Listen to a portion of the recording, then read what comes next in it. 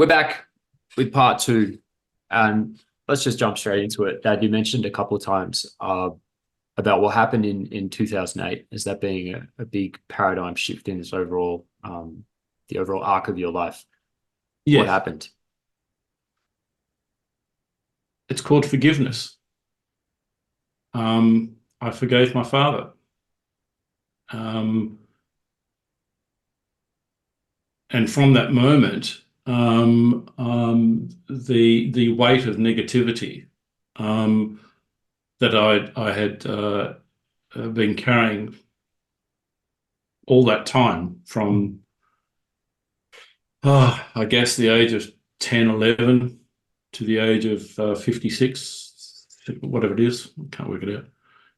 So for some 4 decades, 4.5 decades, was lifted, and the ability to be able to uh, talk about my father, the things that had happened. If someone wanted to ask me, I was more open to answering those questions. I felt so much better about. I didn't realize.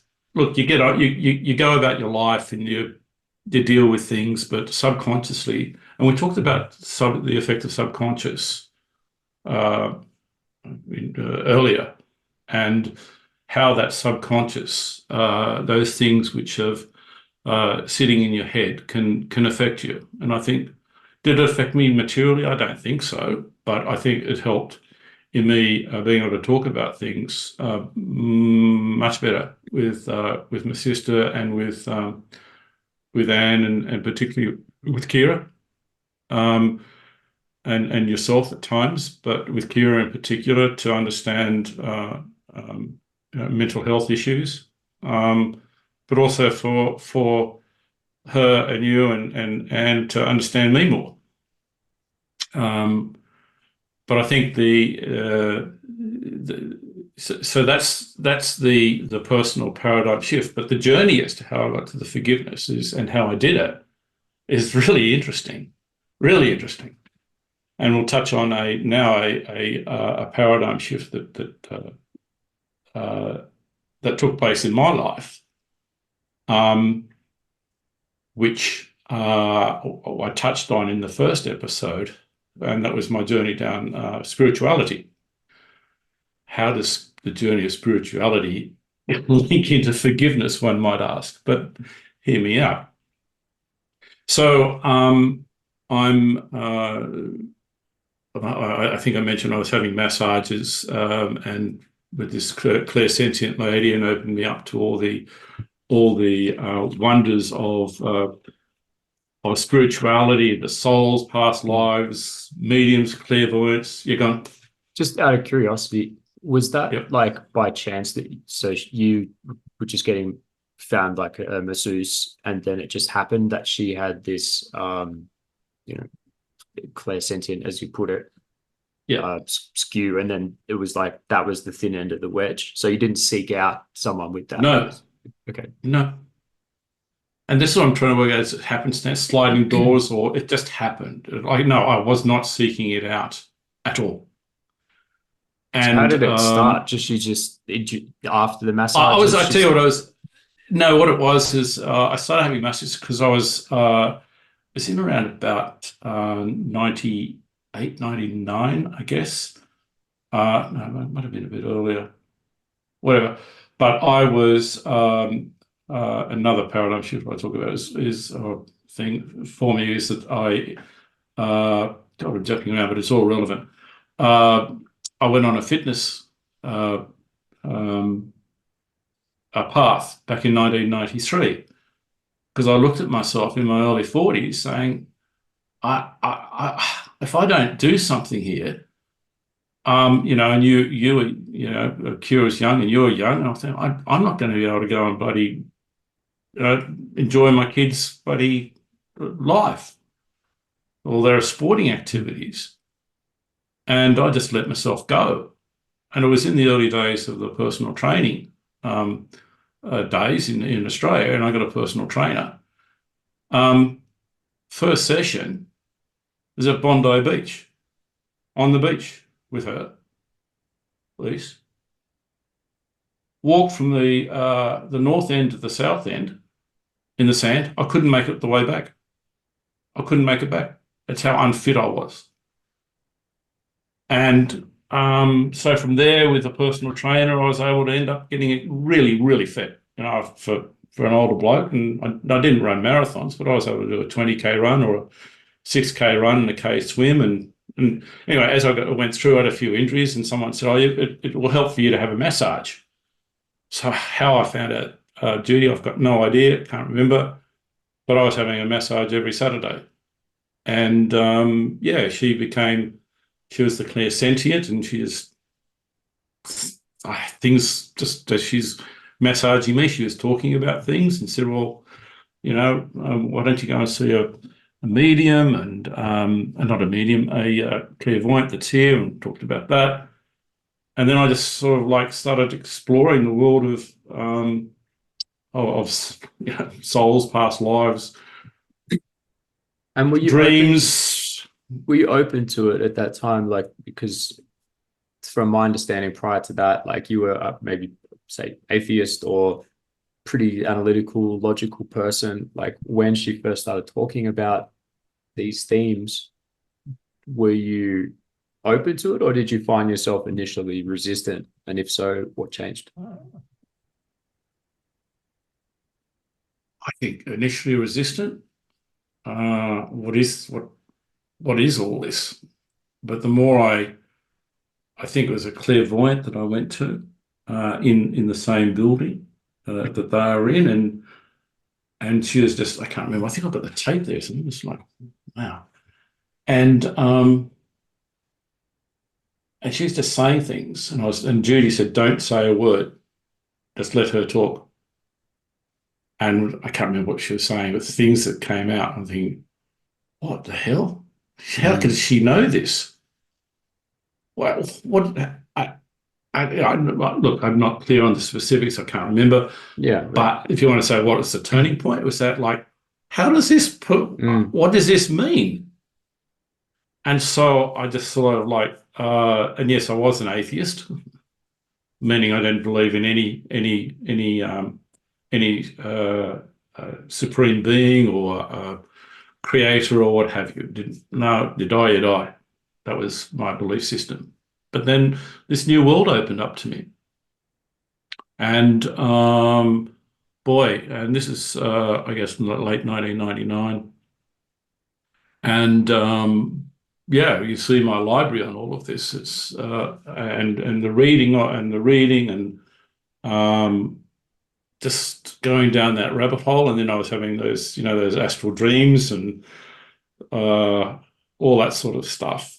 But I was going buying crystals, using all my crystals and things over the years, and yeah. So, but what happened then was and this is all building up to the forgiveness, the process, and it was in. I ended up, something happened in 2005, which which we'll come to as dramatically an event completely out of my control, changed my whole life, and which was a burden that I carried and we carried for nearly 10 years, which I'll come to. But during that period, I think about it as 2006, 7. I sought out. I thought I've got to do something. What can I do to help the tension, the stress, and everything? And just talking to a mate of mine about it, and he said, "Oh, why don't you try and do Reiki?" And okay, what's Reiki? And so I went to what Reiki. What's Reiki 1 is hands-on healing. Reiki is a healing modality that came from a chap in Japan after the Second World War, and he went onto a mountain for 10 days and came back and came up with this healing modality, and hands-on. There's also Reiki 2 is remote healing.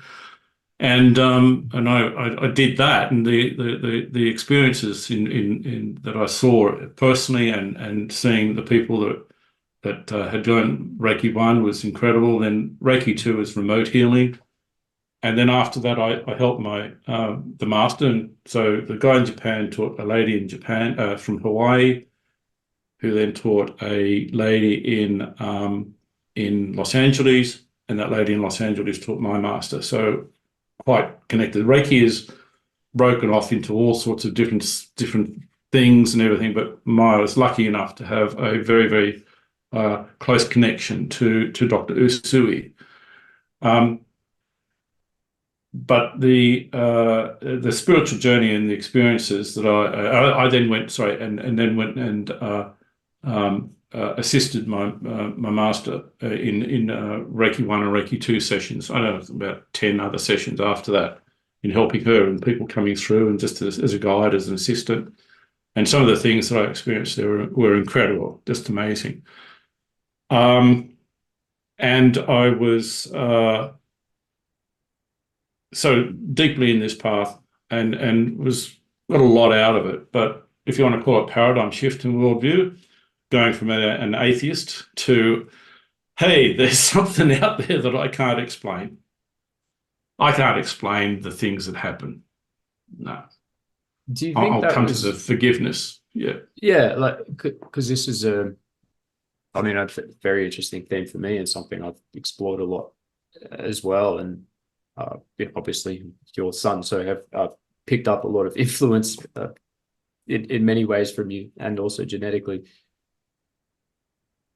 It's this assimilation of the critical, analytical, logical mind that versus just pure experiential, where you can't necessarily explain it with logic, or maybe, there's arguments for it, but once you experience something very profound, there's a certain knowing. There's just like, you just get it. Like, did you feel something like that once you had these experiences, that like, did the shift come after well, okay, I can't go back to this previous worldview after I've had an experience like that?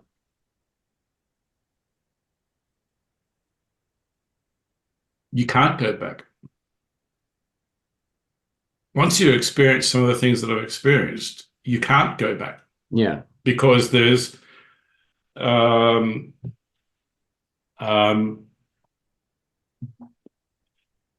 so much of it is unexplainable, but it was much more relevant to me than having faith. If you want to go back to experienced it, like, because I experienced, and I'm not saying, and I know there are over the centuries and thousands of years, and today I am aware that people within different belief systems have experiences. There's some of them say, they experience the hand of God, or the hand of Jesus Christ, and angels rescuing people, like, and experiencing those sorts of things, and that's fine. Documented cases and what have you. But for me, I can only talk for me, and I haven't experienced the hand of the hand of the Christian God, or the Judaic God, or Allah. I haven't experienced that. All I can do is to say what I have experienced, which is unexplainable. Well, we talked about, is it explainable or unexplainable? But at one level, it's not explainable. But yes, it changed me dramatically in the way I view the world. Absolutely, and that's a paradigm shift. I feel with these slight detour, and we'll get back to how it led to forgiveness, but a lot of these experiences that people have, like, I would argue often that it's probably the same type of experience, but it's just been interpreted through a different lens. And if you're Christian, and you subscribe to all of the Christian beliefs, you're probably going to interpret any of those experiences through that lens or something more similar to that. But I feel that the core concept there is like it's not an intellectual knowing, it's an experiential, like you just know it on a different level, and whatever shape that takes, whatever religion you put upon it, I think once people experience something like that, it can have a profound shift. And so you've experienced this, you're doing Reiki. Is it all just stepping stones towards like more forgiveness? Like how do you? No, what happened was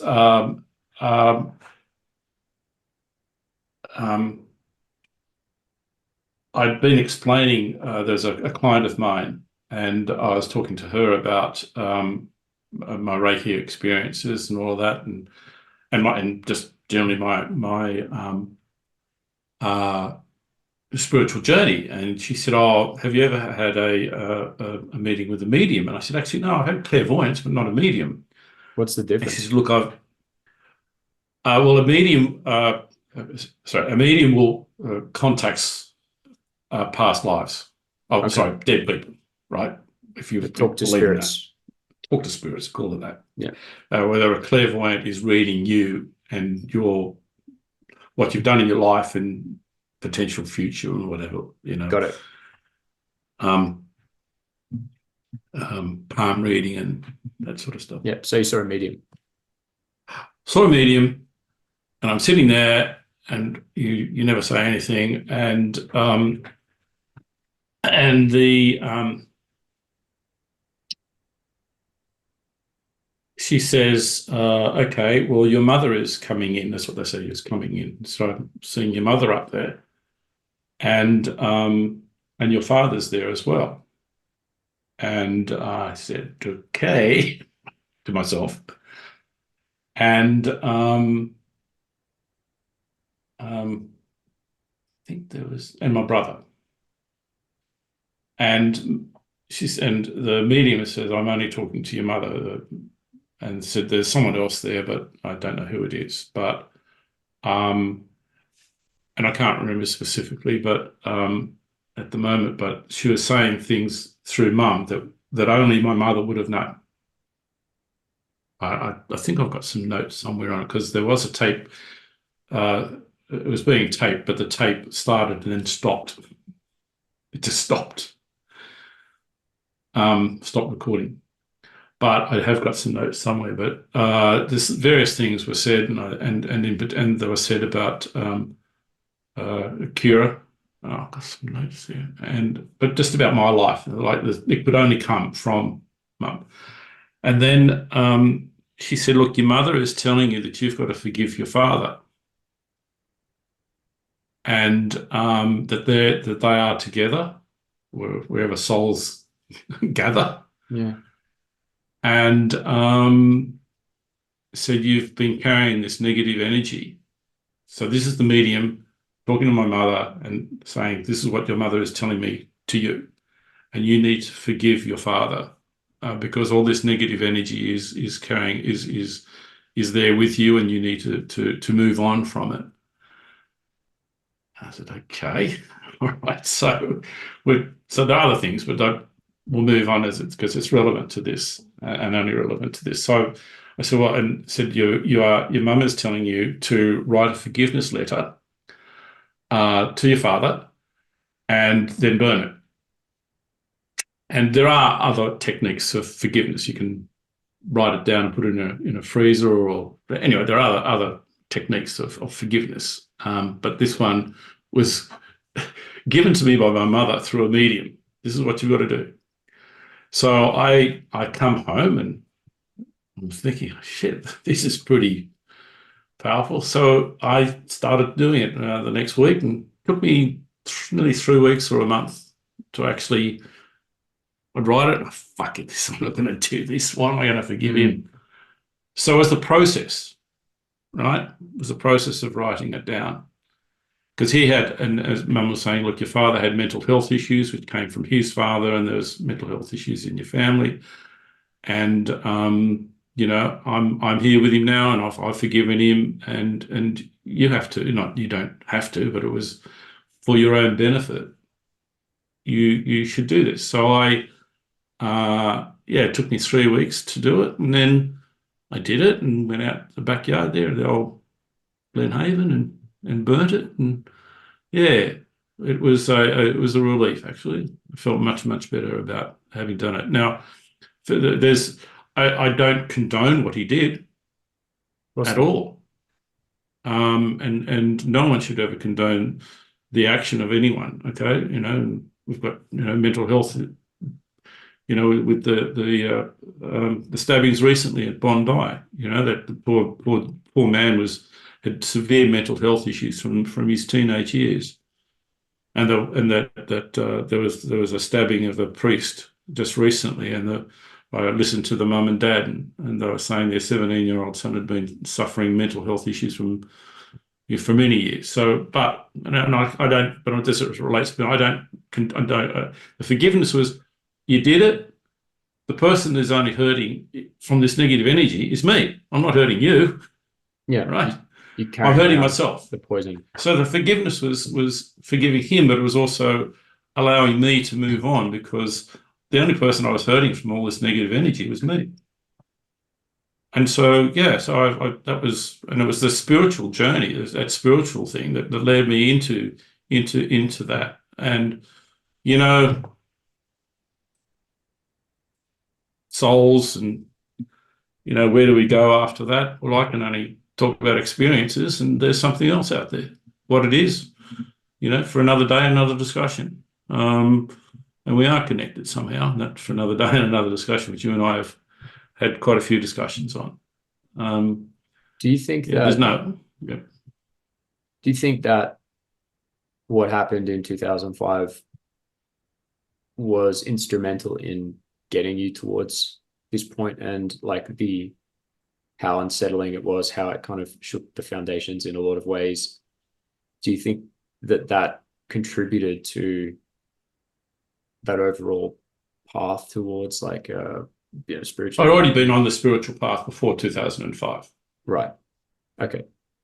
But the real, and I know I had experienced things, but the real experiential stuff started after 2005. Yes. With the Reiki, and yes, it was after 2005. Yeah. Just some other stuff that really was really at a deeply spiritual level, and the stuff that affected me personally, which I don't is not relevant to discuss today. Yeah. But yeah, which all of them put together. Yeah, I guess, yeah, I hadn't thought about that. But 2005 was a very, very big turning point, and led me down deeply into that path. Yeah. I wouldn't have done Reiki without that. Because I often have found that it's usually in the most challenging moments, difficult times in life, where we're more inclined to lean towards the spiritual, and I say spiritual in a very general term. So if you're Christian, you talk more to God, or like whatever that is. I think the hard times are when what brings us more towards something more spiritual, because we find a certain peace and a certain solace and reason, meaning beyond the material, the so quote unquote material world. At least personally, I found that too. And it's usually there's kind of like the silver lining in the cloud, where the darkness takes you to the light in a way.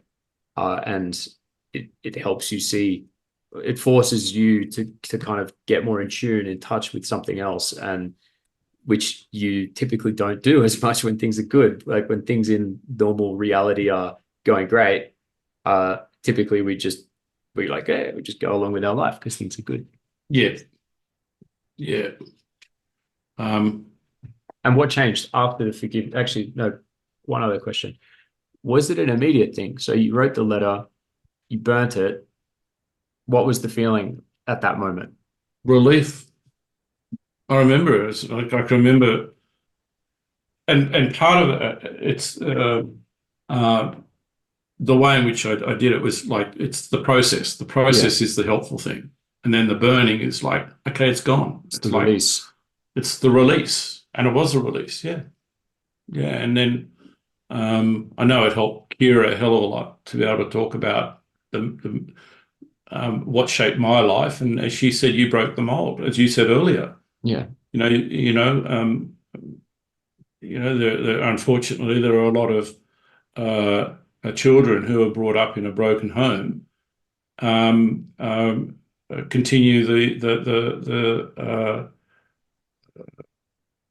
habits. I don't know if the cycle. Yes, a better word. The cycle of abuse, of alcoholism, and when they have kids and in their relationships. So, as Kira would say, you broke the cycle, and how that happened, I don't know. It just happened. Yeah, and thankful for that. But I just going back to the forgiveness and yes, that was a paradigm shift for me because it released subconsciously a lot of it. I felt so much better about it, and because so much of this is you're hurting yourself. You're not hurting anyone else, and it's hard. I can look. There's no way. There are some people that have done some things in my life I will never forgive. Never forgive them. There was no reason to do it. There was no mental health issues. This the things that they did to me was just no, I'll never forgive them ever. But that's so be it. But do you think that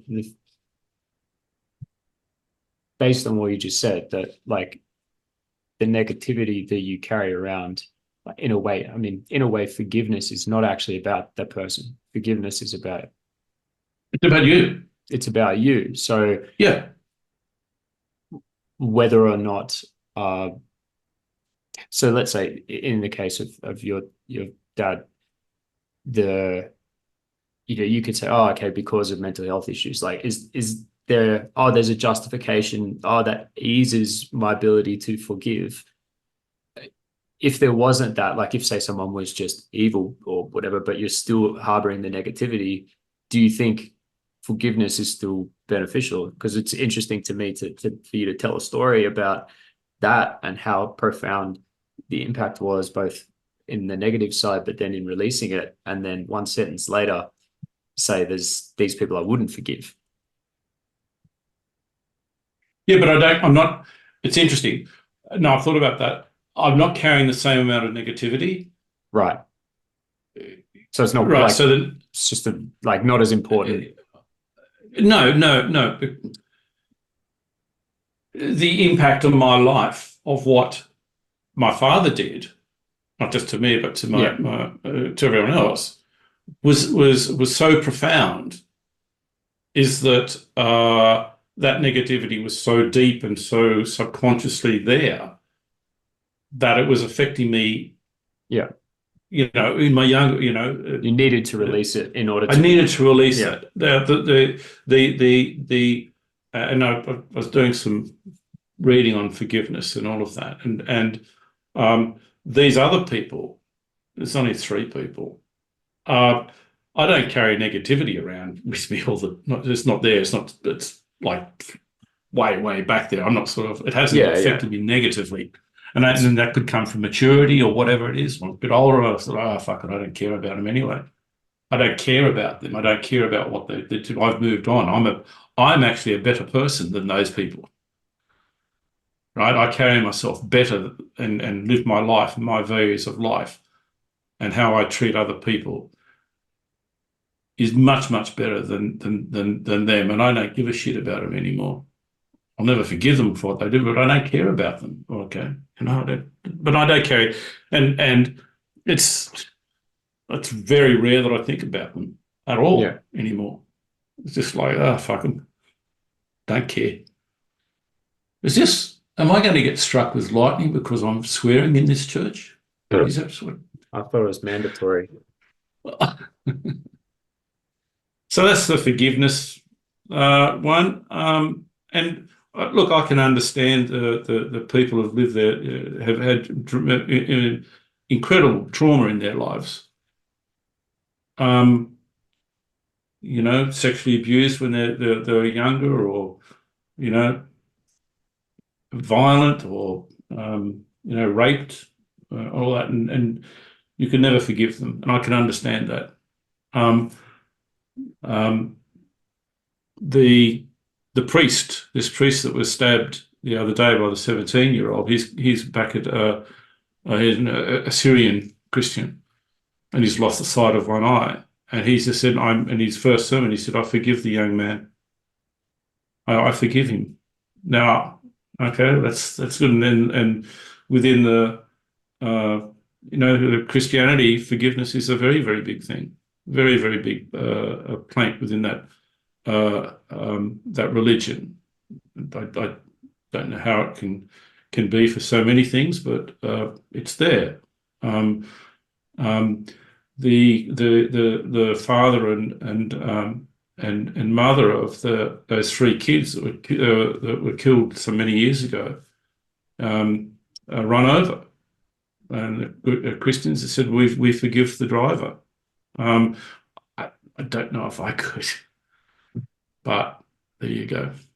I think but all I can say is my experience in the forgiveness was very beneficial to me. Yeah. Yeah. And to people around me. I think everyone is, it's a personal journey. And I think the fact that it is that hard, the worse things have been, the longer you've held on to it, the harder it is to do. That's probably the sign of that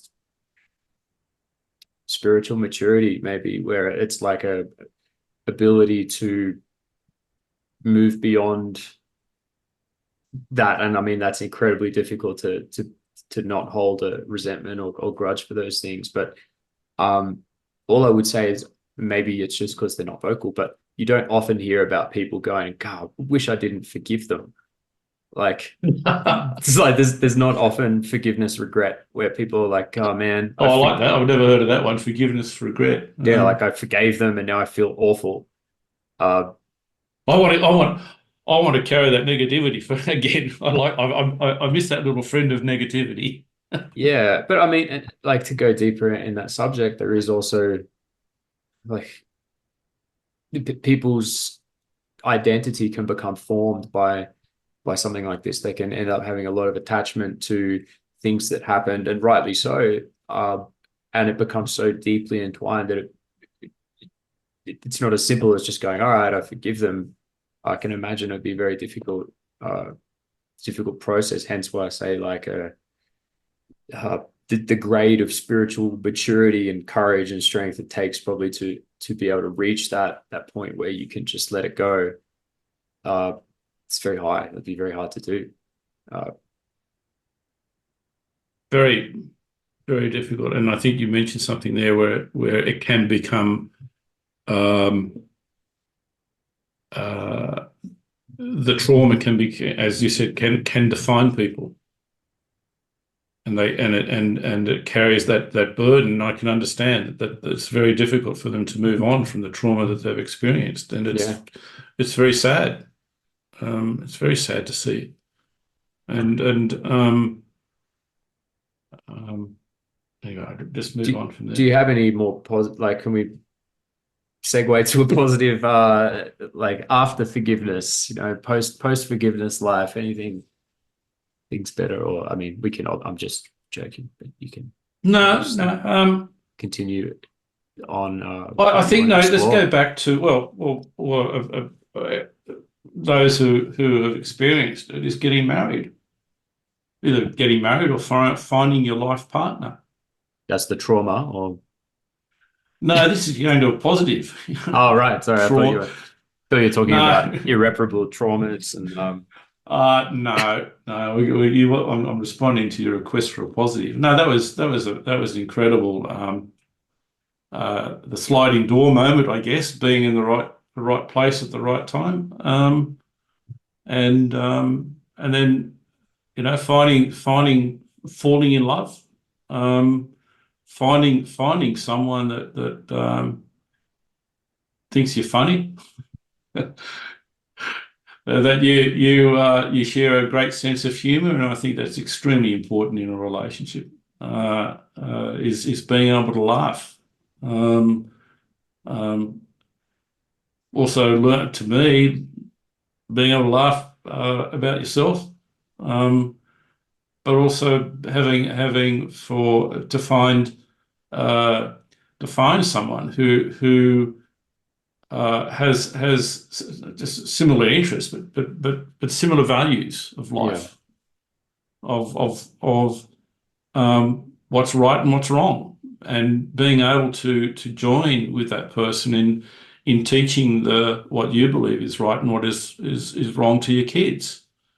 Simple values, but that's very, very important to instill those into your kids. But that only comes from a shared view of of of life, of what's important in life. And with your mother, it was, I found that person. She obviously found it in me, but the other one was extremely important. Was I guess the intellectual uh, uh, sort of similarities that we were able to and still are sit down and talk about so many different topics, and um,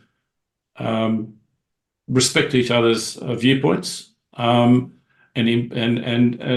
respond to them, and talk about it. It's just, you see us talk. We've been doing that our whole marriage. Just sit down and talk about it. And I changed my positions on many things. I don't think your mother's changed much, but um, but no, I think for me is learning from my mum. Respect for the contribution being made by by the female into the home, into the relationships, and understanding that it's just not a male. To me, it's just not a male-dominated world. I just, and we found it, and I respect your mother for that, and also I respect her opinions. And I found someone I loved, and we still are, and but before we talk about a paradigm shift, I had no money. I hadn't finished my schooling, my university. I didn't give a care about what was going on. I didn't care about my future or anything. So I just lived day to day. I had no responsibility. And then if you want to talk about the paradigm shift, all of a sudden, not sudden, well, actually, meeting in April, proposing in June, and getting married in January is kind of quick. Quite And fast. yeah, well, it was, and it was just moving from the way in which I was living my life to then having a shared life for forever with someone, and moving from all those things that were I had no thought about, to moving to things. Oh, okay. Well, I'm looking forward to this. Why do you Yeah, think it big changed? paradigm shift. Like, Pardon? why do you think it changed? You mentioned about kind of living day to day. What I got from that is not really a sense of purpose. Like, what was it Correct. about meeting mum that made that change? Like, how did your perspective shift? Did you start, like, why did you change, do you think? I think. I never. Why did I change? Um, what's marriage? Why are you getting married? You're joining with someone to live the rest of your life with. It's just not you. It's you and someone else, where you have a physical attraction, but you have an emotional and intellectual attraction to move forward in your life together. So it And to was the do that, long-term commitment, like the sense of saying, that's it. I'm gonna hit our wagon. Uh, that kind of the fact that you're like, this is it. If I'm going to commit to this woman and all the things that come with it, I need to take a long, hard look at myself and work out how I want to Yes, be. yes, exactly. And that's the paradigm shift, moving from this worldview to this worldview. How do I live? How did I live my life there as to how am I going to live my life? Was it hard to And change? no, no, it doesn't.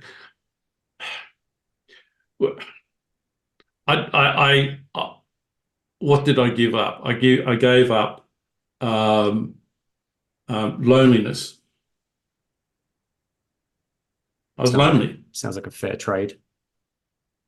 Yeah, well, I was lonely, and being lonely would say, well, okay, yeah, well, I was out dating and doing all that sort of stuff, but I still couldn't find. I didn't find anyone.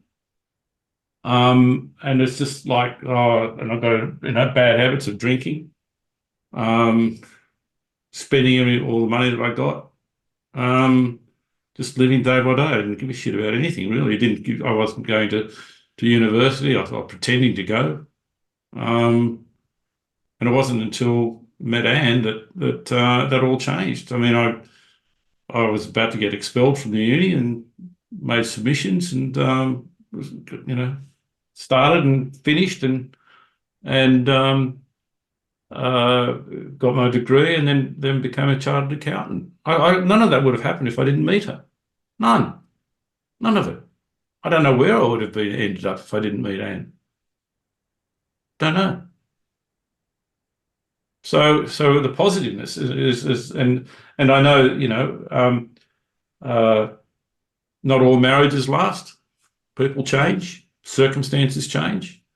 The COVID years has revealed that for a lot of marriages where people were forced to see each other and live with each other 24 hours a day instead of going to work in the morning, coming home at night, and having the kids around them on the weekend to distract from everything. They were suddenly thrown into the pot of seeing each other for 24 hours a day. It caused a lot of marriage breakdowns.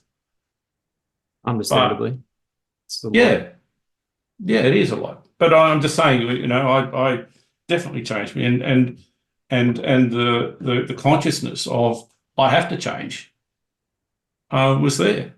I It think was fantastic. that's the part to me that's most interesting, because I think in life we all want to change.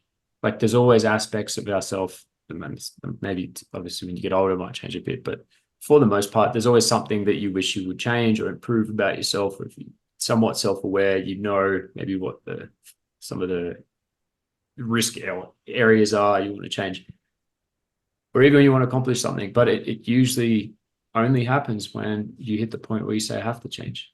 And Yes, in anything in life,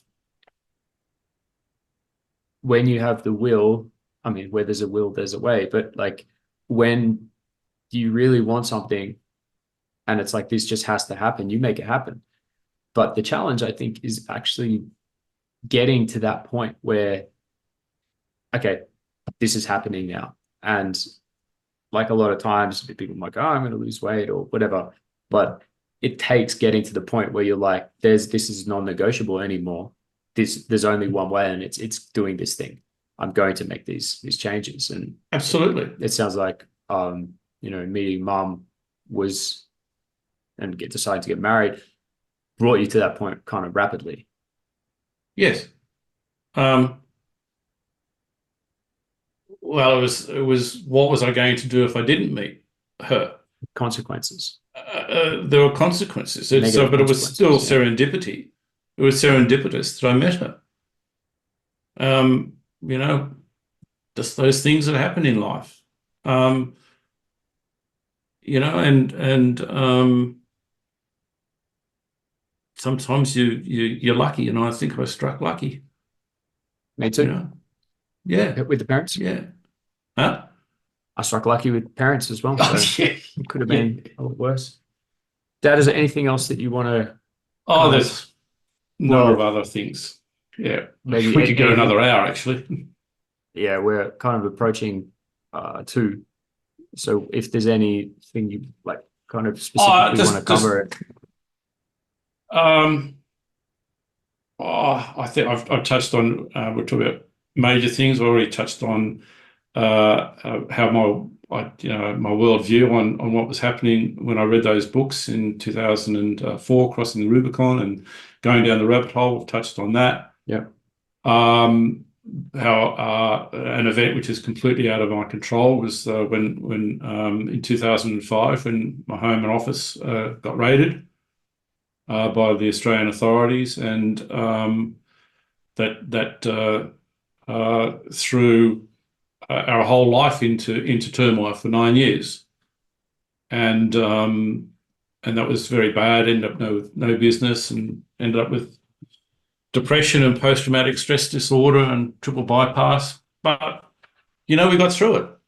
But that was massive. Something that happens to you out of the blue, completely out of your control. But there are some deep, dark times in my mental state during those years, but we got through it. And that was Yeah, also but the time that you got more in touch with the Reiki and, well, the spiritual side, but this is just shortly after I started going down the rabbit hole. And you see my library, and I was picking up some books the other day. I better have a look at that one. I'm going through them, and I picked up 10 books, and 7 of them I already read. And I'm thinking, hang on, when did I read all these? It was during those years. So I was going down that, and that was my release, I guess. Yeah, just there's other stuff, but I just because I do want to. We had financial hardship in the 90s. When interest rates were 17, 18%. That was crazy, and that was just nuts. Another time was going to the United Kingdom, going to London for 8 months playing cricket there. That changed my complete way in which the world operates. Never been outside of, realize that the world doesn't stop at Bondi Beach, and that's one of the reasons why. And Anne would travel by herself, and it was one of the reasons we wanted to take you and Kira to overseas. Understand that the world doesn't stop at Bondi Beach. Obviously, completely different now with the internet and you living in Colombia or wherever you're going next. What was that like when you first? Now, let's maybe talk a bit about that one because I think that's interesting. The travel one is interesting, especially like you'd spend your whole life basically in Sydney, more or less, and then you go to London for 8 months, you said. So essentially, you're on a plane. You get off the plane. I mean, culturally, London is not like, I guess it's different, but it's not like wildly different. But what were your impressions that you remember? How did you feel when you boarded, when you got off the plane? Once again, struck lucky. I struck lucky.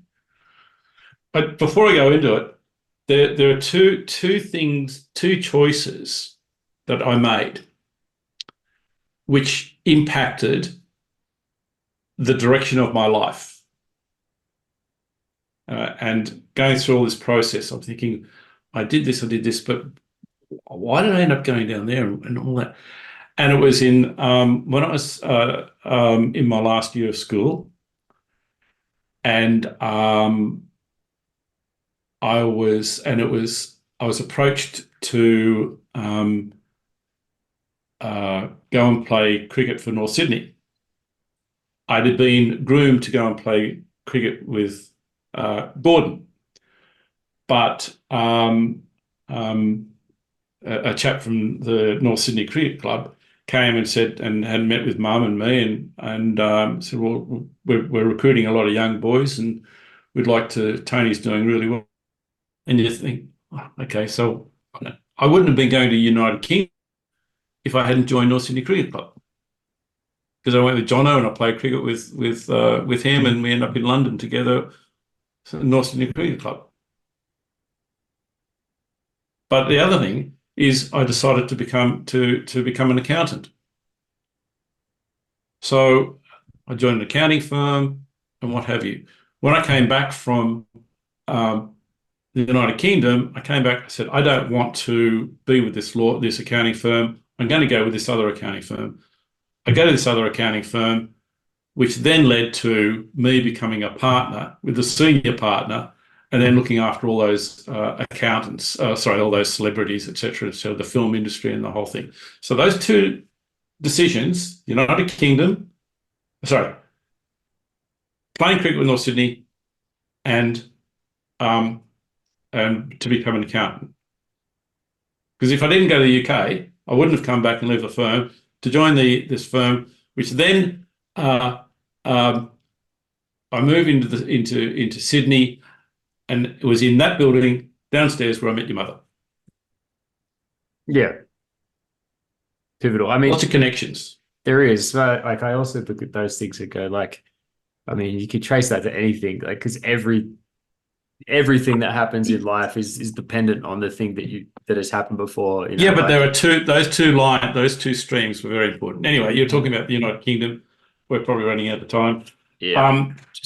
It's just seeing how other people lived. And then we traveled through Europe, different languages. I mean, in those days, it was all there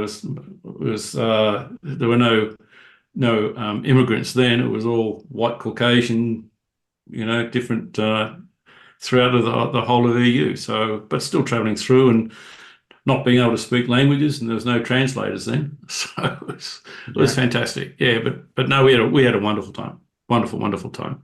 Yeah. Well, it's definitely a more positive note. That if you're okay with that, we might tie it up in a little bow for now. Well, that'll do for that. Yeah. I mean, how do you synthesize a life into 2 hours? Obviously, it's quite difficult, but very difficult. I think. But I guess it was all about paradigm shifts and those from the previous episode, and that's I just wanted to convey, and that life throws at you a lot of things, and you can good and bad, and you can get and some in your control, some out of your control. There's some that decisions I've made where it was in my control and made them for the right reasons. So yeah. Big Tones.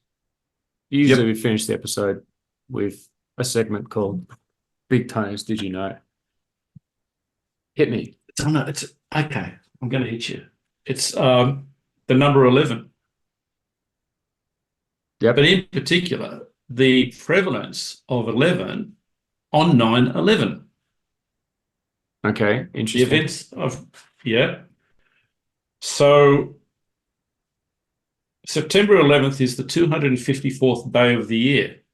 252 plus 5 plus 4 is 11. After September 11, there are 111 days left to the end of the year. The Twin Towers standing side by side is 11. The number of tower windows, 21,800. In numerology, adds to 11. The third building, number 7, had 47 stories. The first plane to hit the towers was Flight 11. New York City, 11 letters. Afghanistan, 11 letters. The Pentagon, 11 letters. Anyway, I can go on and on and on. There's so much to do with that. I just like, and then another one. Manhattan Island was discovered on September 11, by Henry Hudson. 11 letters. There's so much. It's all like, what the hell's going on there? Anyway, that's number 11. Do you want to go through go on. Well, I mean, that might be a interesting subject to explore in more detail beyond simply the numerological coincidences. So the last 2 episodes have been a little diversion from the core themes, but and thank you, Dad, for sharing all that. It's interesting for me. I'm really glad we've discussed it, and it's a good illustration of paradigm shifts in personal life. And moving forward, we're going to get back into the juicy stuff And there's been some comments. People are going, when are you going to Yes. get to the when are you going to get to the conspiracies and shit? Come on, stop talking about the worldviews and let's get into it. So there's a couple of things in the pipeline that we could talk about. If you want, you could just let us know in the comments. Otherwise, we'll just choose it. We can go into 9/11. We can look at the breakdown of the social contract with 9/11, COVID, climate change, censorship, industrial complex. It's an interesting one. The unipolar world to multipolar world. This one, I think a lot of people will say yes to. The World Economic Forum, the super villain incarnate himself, Klaus Schwab, who doesn't even seem like a real person. He looks like a caricature of a person. Bill Gates, digital ID, climate change. Look, we could go down a lot of these paths, and we'll probably choose one. JFK, JFK. 9/11. You know what? You know, there's an 11 in 9/11. Geez, you're good. I know, I got that. You're It's in so the bag. good. Anyway, thank you, Dad, for sharing. Thank you, everyone, for listening. My That, pleasure, and thank you for all those that have got this far. Appreciate yeah, it. yeah, that's us for now. See you next time. Okay, see you, mate. Bye.